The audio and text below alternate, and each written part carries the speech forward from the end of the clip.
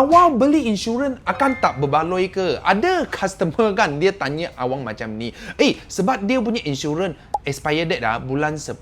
Tapi sekarang bulan 9 saja mah. So dia cakap, Wang, nanti dah nak sampai kan, you baru tolong I renew itu insurans dengan Rotex. Kalau tak nanti sekarang kita renew dia makan kita punya hari tau. Bro, takkan macam ni punya. Okay, awang kasih you tahu masa you beli insurans kan, kalau date tu belum sampai expired you awal 1 bulan ke 10 hari ke you bayarkan, itu insure date kan, dia akan tambah 3, 6, 5 hari setahun punya date. So maksud dia bulan 9 you bayar itu insurans renew kan. So sama punya, dia bulan 10 next year baru sampai. Dia akan ikut itu date balik. Rotex pun sama. So kau orang tak payah esau. Nanti dia insurance company dia makan kita berapa hari nanti tak berbaloi Takkan macam tu. You orang don't worry.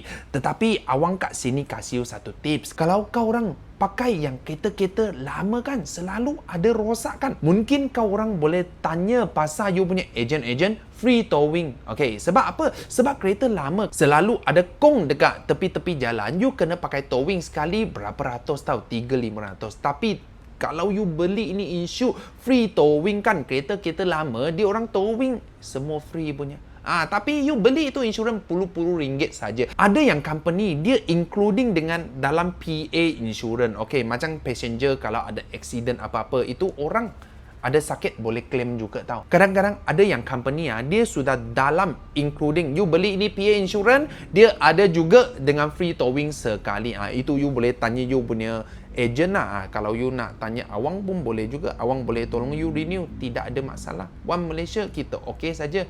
Follow awang, dapatkan info dan knowledge kereta.